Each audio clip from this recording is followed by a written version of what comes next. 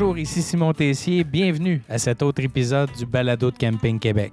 Aujourd'hui, on prend la direction de la région de Chaudière-Appalaches pour s'entretenir avec Anne Smith et Robert Berniquet du camping Lac-Georges.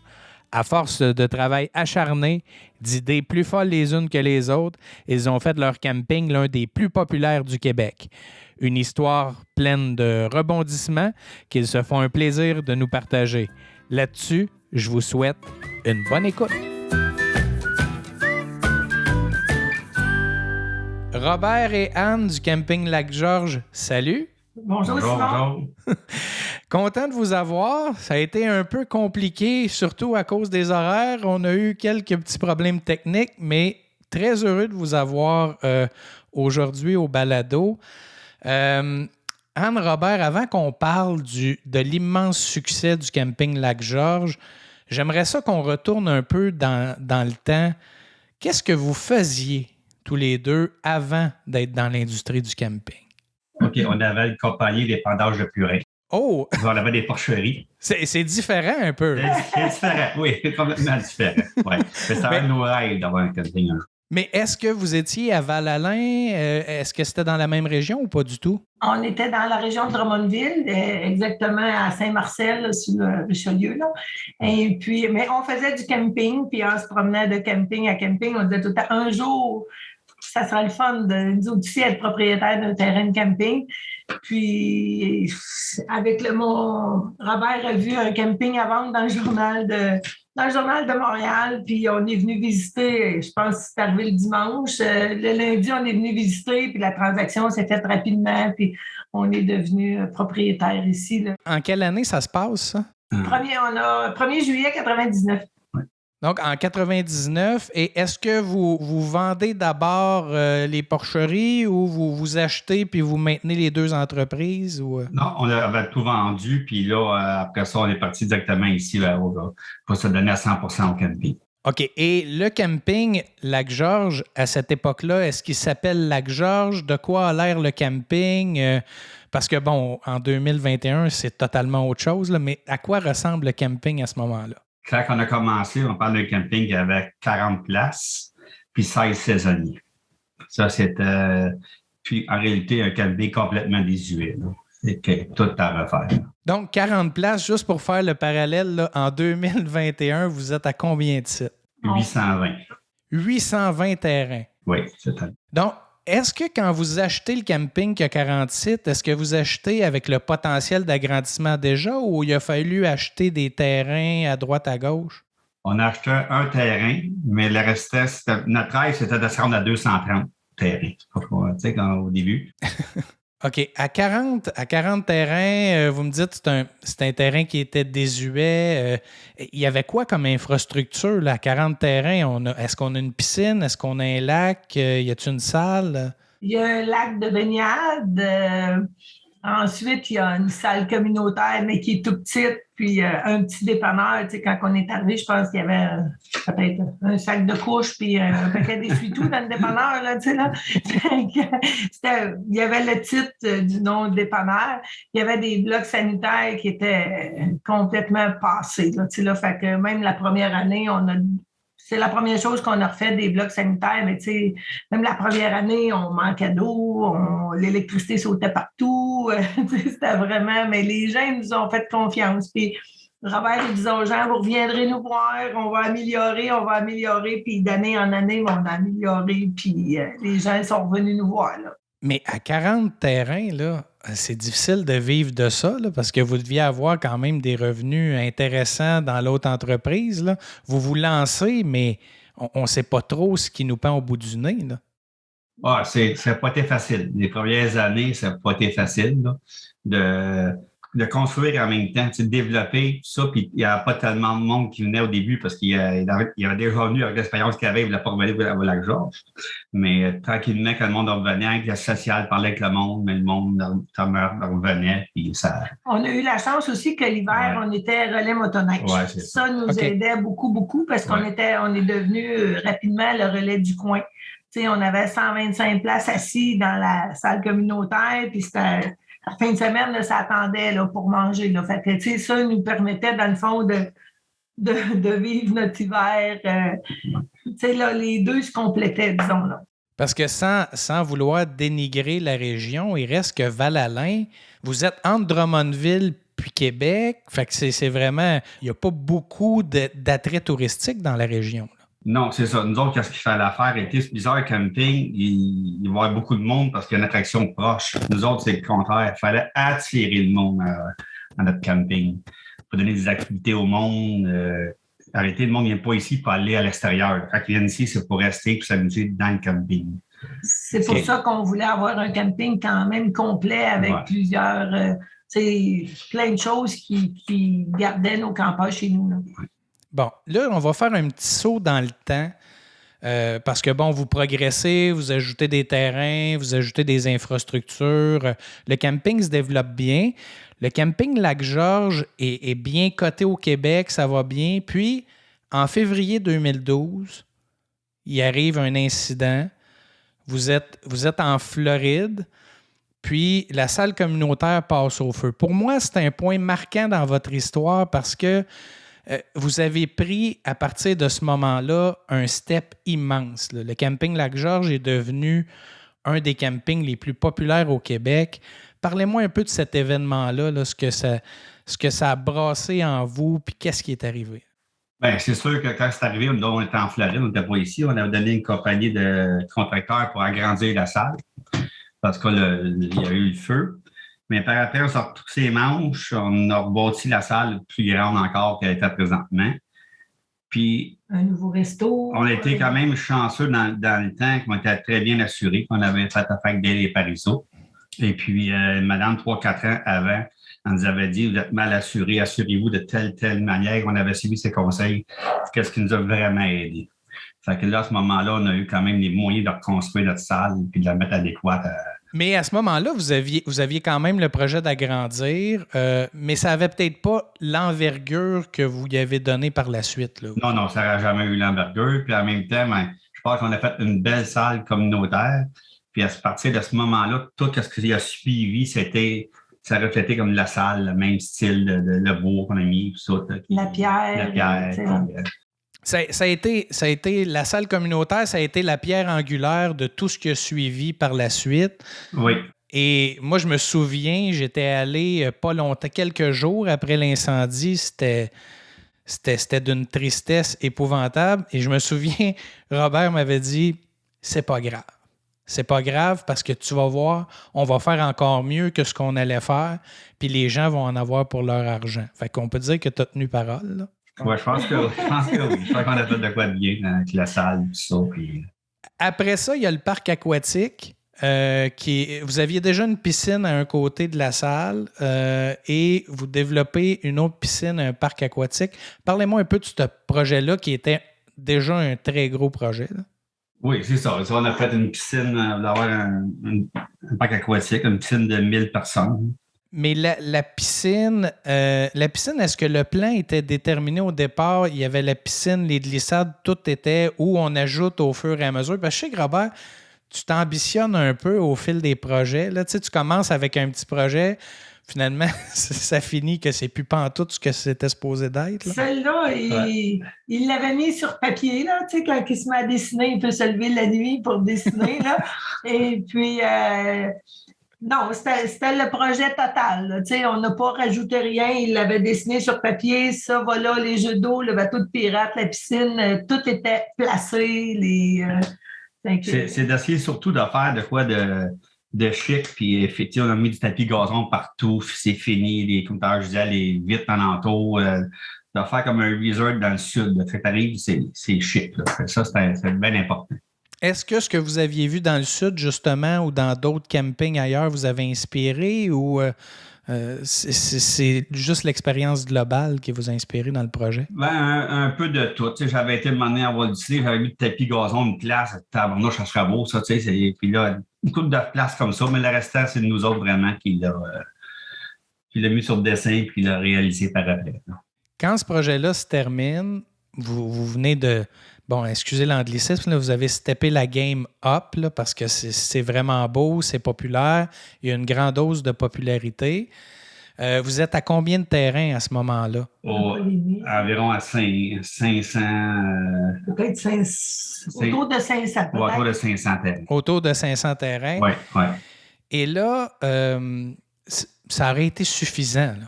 Il y a un parc aquatique, il y a même une piscine pour adultes, la salle avec un gym. Bon, je ne suis pas un gars qui fréquente les gyms, là, les gens qui m'ont déjà vu vont s'en douter, là, mais un gym professionnel.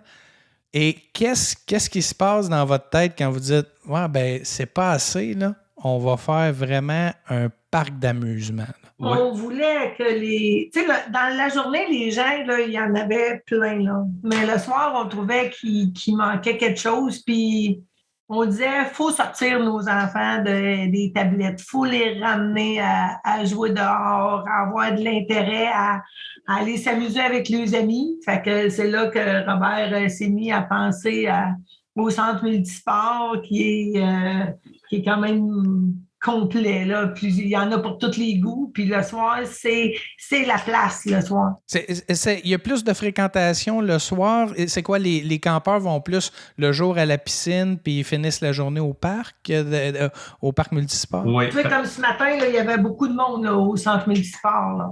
Fait que c'était plus frais. Fait que là, les gens, il y avait d'autres choses. Là, tu sais, là, les enfants, ils s'amusaient avec... ils étaient au ping-pong ou à tous les jeux qu'ils peuvent avoir. Là. Puis aussi, il faut penser que quand arrive le printemps, les parcs aquatiques sont pas ouverts. L'automne, ça ferme le 4 septembre. Mais là, l'automne, le monde, on arrive au camping Lac-Georges, on quoi s'amuser amplement. C'est ça qu'on fait. Je pense pas qu'il manque d'attraction, en tout cas, ça c'est certain. Le parc multisport, là, c'est quoi? Là, j'y vais de mémoire, là, mais je suis certain que vous en avez rajouté depuis que je suis allé. Il y a du pickleball, il y a du deck hockey, il y a des autos téléguidés, il y a une pump track. Qu'est-ce que j'oublie, là? Il y a la trampoline, les balançoires pour les enfants, le skatepark, les tables de billard, les tables de ping-pong, le shuffleboard, la pétanque, le soccer, les jeux de poche, qu'est-ce qu'ils appellent le volleyball ou qu'est-ce qu'ils appellent souvent les couilles, là. Il y a ces jeux-là. Il y a un jeu de dames géant puis un jeu d'échecs géant. Puis le 18 trous mini-pot. Ah oui, c'est vrai, le mini-pot qui entoure toute la structure où on a nos jeux de table là, qui sont en dessous d'un gros chapiteau. Puis est-ce que les gens, quand ils campent chez vous, qui payent à la nuitée, est-ce qu'ils ont accès à toutes ces activités-là ou c'est tarifé selon l'activité? Un coup en au camping, que c'est saisonnier, visiteurs, il n'y a plus rien à payer. La seule place qu'ils vont payer, c'est 2 $ mini-pot. C'est tout. Avec un 2 $, puis on a vraiment un beau mini-pot, c'est la seule place. Le reste, tout le monde est égal, puis on ne paye pas par après. Là, je vous ai lancé beaucoup de fleurs, puis on a parlé beaucoup des choses, mais je veux qu'on adresse une critique qui revient quand même quelquefois. Il y a une particularité chez vous, c'est les chemins, les rues. Les rues, puis moi, ça m'a saisi la première fois que je suis allé, puis tu m'as donné l'explication, mais j'aimerais que vous ayez la chance de la donner. C'est en sable. C'est pas des rues de gravelle, c'est en sable. Pourquoi c'est comme ça? Bien, quand il était bâti, le camping en 1963, c'est un gros pit de sable, y compris le sable pour l'autoroute 20. Mais là, ils ont fait un camping, c'est sur le sable partout. Si on creuse 6-7 pieds, c'est sur le sable. C'est sûr que quand il fait beau, c'est le paradis. Le chemin, le monde, il arrive ici, il prend le soulier, il met ça dans la vallée du char, c'est fini, c'est nu-pied qui fasse 30. Mais l'inconvénient, c'est s'il pleut une pluie normale, il n'y a pas de problème. Mais s'il va tomber une grosse averse, 50 mm de pluie, là, c'est sûr qu'on peut avoir, on a des trous d'eau, on les ramasse. Le lendemain, ça ne paraît plus, mais des fois, c'est inconvénient. Mais on a déjà fait une tournée de nos saisonniers. S'ils aimeraient ça, qu'on mette ça soit en asphalte ou soit en gravelle, mais tout le monde nous a dit non. Il y a mieux qu'ils disent de mettre les bottes de pluie 3 fois par année, puis tu le sable. Même quand on a mis de l'asphalte, de l'accueil à aller jusqu'à la salle communautaire, il y en a plusieurs qui n'étaient pas contents. Ils disaient non, ben là, on ne peut plus y aller nu-pied, il faut mettre nos gougounes parce que l'asphalte est chaude, puis avant, on s'en allait nu-pied. Même, on avait parlé, nous autres, d'asphalter, là, de dépasser la piscine adulte, tu sais, tout entre le dépanneur et la salle communautaire, ça soit tout en asphalte, puis ça n'a pas passé. Là, les saisonniers ne voulaient pas ça. Là. Donc, c'est vraiment être à l'écoute de sa clientèle là, à 100%. C'est sûr qu'à partir de cette année, on a commencé une expérience l'année passée pour drainer nos chemins, que ça rentre plus facilement. Puis ça a l'air assez efficace. Parce qu'à partir de cette année, on devrait investir plusieurs mille par année pour les 6-7 prochaines années pour améliorer ça quand il va mouiller, que ça draine plus vite. OK. Bien, fallait adresser le problème qu'il n'y en ait pas un. Puis on est là pour donner des réponses. Et je pense même à la piscine. De mémoire, là, on ne peut pas franchir la piscine sans se laver les pieds. Vous aviez un dispositif, je ne me trompe pas, là. Non, quand... Il y a un grand bassin à l'entrée, autant la piscine pour adultes que la piscine familiale, le parc aquatique. Il y a un grand bassin, il y a une entrée, une sortie, puis que les gens doivent passer dans le bassin d'eau pour être sûr que de l'autre côté, que la piscine ne se retrouve pas plein de sable, là, justement parce que les gens arrivent nu-pieds. Fait qu'il faut que les pieds soient rincés. Comment, maintenant, à plus de 800 terrains, avec le parc multisport, le parc aquatique, comment on fait pour gérer ça? Parce que le volume chez vous, là, il n'est pas ordinaire.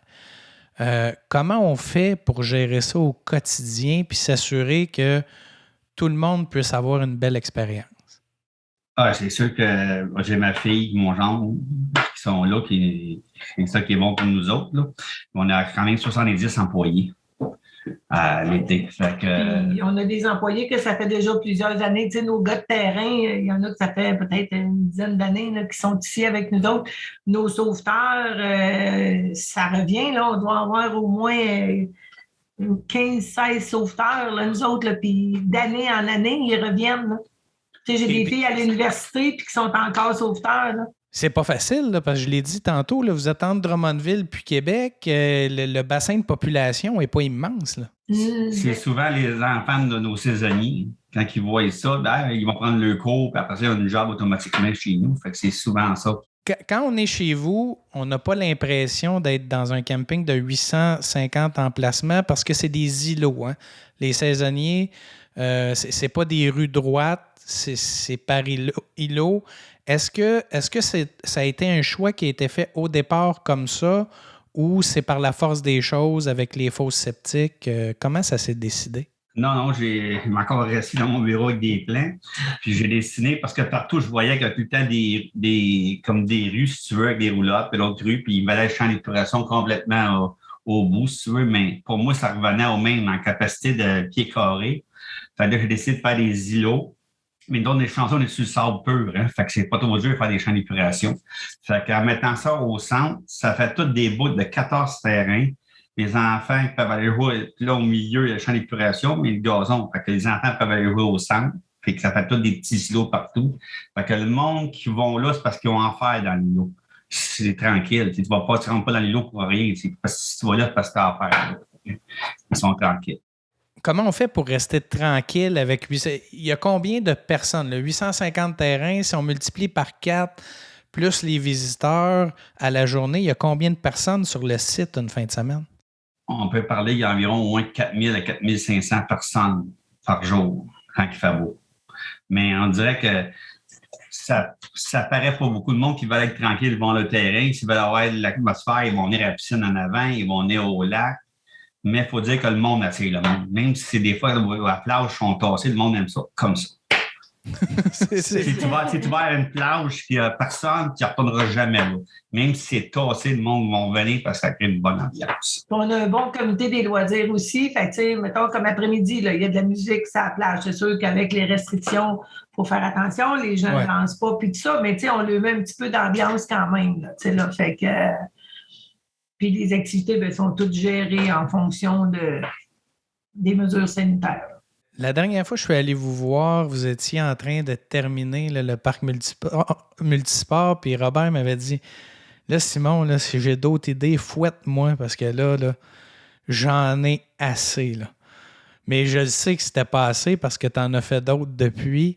Est-ce que, quand vous constatez ce que vous avez fait, est-ce qu'il reste des choses à faire selon vous ou vous êtes satisfait comme vous êtes présentement? Je pense qu'on est satisfait de ce qu'on est rendu, c'est certain. Les terrains comme tel, on a 820, je pense que c'est pas mal la fin comme tel. À un moment donné, si on veut, la logique, c'est que là, on est correct comme on est là, mais si on va plus loin encore, mais là, à un moment donné, la salle sera pas assez grande, les infrastructures. Fait qu'on peut m'arrêter pas mal à notre 820 terrains. Ça fait longtemps que je dis que m'arrêter, mais là, c'est vraiment pas mal la réalité. Mais non, il va y avoir d'autres choses, c'est certain. Ça fait des runs dans ma tête là, pour d'autres, mais on essaie tout le monde de chercher de quoi qu'il n'y a pas ailleurs. C'est ça qui est important. Chaque camping a sa personnalité. Fait que nous autres, il faut que j'aille chercher d'autres choses. J'ai déjà des idées, mais je ne peux pas trop en parler, là, mais qu'il n'y aura pas ailleurs. C'est ça qui est important. OK, il n'y a vraiment aucune idée que tu peux me donner là, en primeur. Non, mais ça va être de quoi qu'il n'y a pas ailleurs, ça, c'est certain. Puis, le temps qui nous reste, nous autres, moi et Anne, à gérer, parce que c'est ma fille qui va vraiment gérer tout ça après, c'est d'avoir des idées, d'amener de quoi de nouveau, que le monde dise, wow, c'est le fun, tu sais, c'est ça qui nous reste à faire comme tel, je pense. Bon, tu me parles de ta fille, on va en parler. Là, vous êtes en train de passer le flambeau. Moi, je ne crois pas que tu vas être capable de le faire complètement, là, parce que arrêter Robert, ça se peut pas, puis Anne non plus. Là, je pense pas qu'on puisse vous arrêter toutes les deux. Anne, elle me dit oui. Je pense qu'Anne, elle est prête à jouer au golf à temps plein. Là. Non, mais ça va être une transition tranquillement. Là, puis je suis sûr qu'on va être en arrière pareil pour plusieurs années encore. Là, mais c'est de s'assurer ensemble. Puis non, ça va bien. Là. Mais on aime encore ça. Là. Ouais, c'est ça qui est important. Là. Moi, quand je me retrouve, j'aimerais garder à place de travailler. Hier, je me suis promenée, là, puis hop, un saisonnier, on jase ensemble. Hop, puis je m'en vais. Je veux garder mon contact, mais je ne veux plus être obligée de dire à matin, je travaille. Là. C'est juste ça. Mais on veut continuer d'être là tous les deux. Là. Ben, vous aimez ça, l'ambiance du camping, mais vous aimeriez ça faire plus de PR que d'autres choses. Oui, c'est ça. En tout cas, dans mon cas, à moi. Robert est difficilement domptable. Oui, c'est ça. Ouais, mais... Je pense que ça va être difficile. Oui, mais tranquillement. Là, c'est plus d'aller faire une tournée. Moi, je voudrais que le monde un peu, puis aller voir ce que j'aime pas, puis il part, puis il va faire des travaux. Donc, ça va bien, franchement. Là. Mais la relève va avoir de la pression sur les épaules parce que, bon, vos clients réguliers le savent. Là. Moi, j'ai entendu dire qu'il y avait des gens qui attendaient la nuit avant la prise de réservation dans leur véhicule pour réserver à certaines années. Ça démontre la popularité immense du camping. Ça vient quand même avec un lot de pression quand même important là, pour la relève. Non, je pense que non. Jean-Yann et Guillaume, Jean-Yann a été élevé ici là, à travailler sur le camping, tout ça. Puis c'est rien de la continuité, dans le fond, c'est de continuer à bien faire, puis d'accueillir le monde, puis d'être bon avec le monde. C'est une roue qui tourne, mais je pense pas, non. Je pense pas que ça va être difficile pour elle, le temps de pression, tout ça. Là. Ça va être... pour elle, c'est comme une routine, dans le fond, pour elle. Là. Tu es à l'écoute aussi des besoins, tu es à l'écoute de ses campeurs. Parce que déjà là, on est moins là. C'est elle qui gère une grosse partie du camping. Puis Guillaume sur le terrain, toujours. Donc, la relève est assurée. Les gens n'ont pas à s'inquiéter. Puis, ils ont travaillé avec vous depuis plusieurs années, là, fait que c'est pas nouveau pour eux. Non, c'est ça. C'est pas nouveau du tout. Depuis qu'elle avait 14 ans quand elle a commencé. Ouais, c'est ça. C'est ça, elle avait 13 ans, puis elle aussi, là, tu sais, elle aime ça. Là, elle en mange du camping. Puis, tu sais, sa fille qui a 13 ans, là, c'est comme quand Juliane a commencé, elle travaille au dépanneur, elle connaît tout le monde.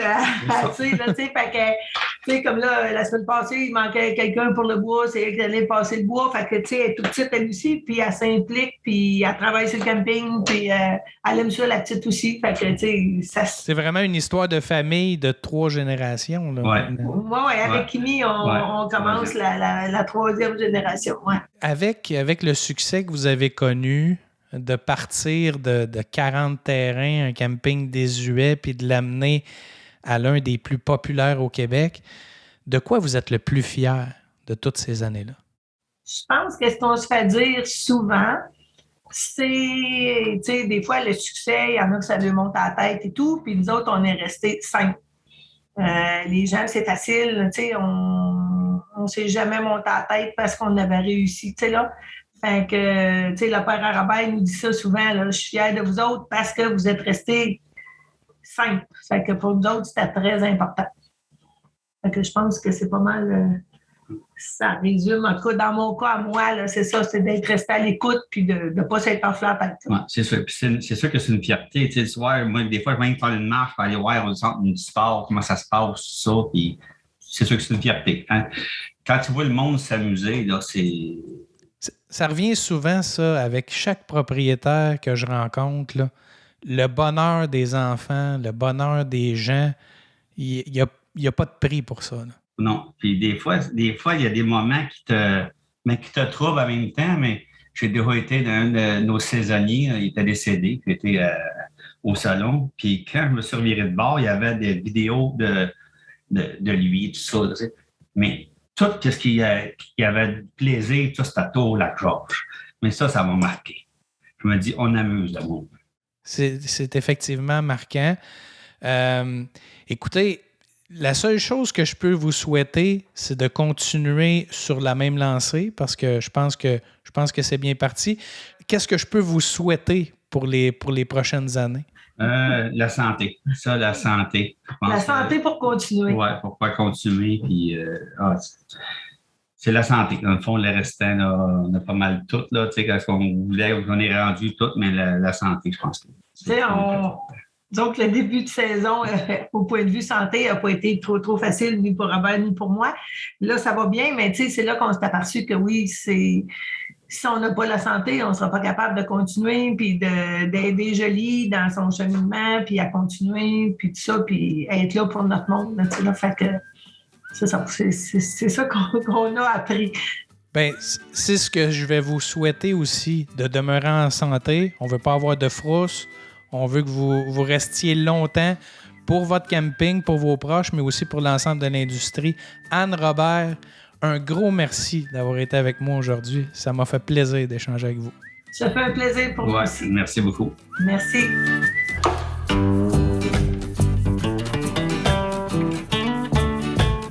J'espère que cet épisode vous a plu. N'hésitez pas à nous transmettre vos commentaires et suggestions. Je vous invite également à nous laisser une belle note de 5 étoiles sur Apple Podcast. Le lien est dans la description de l'épisode. Au plaisir de vous retrouver dans un prochain épisode. Camping Québec le balado, une réalisation de Charles Thompson, le Duc.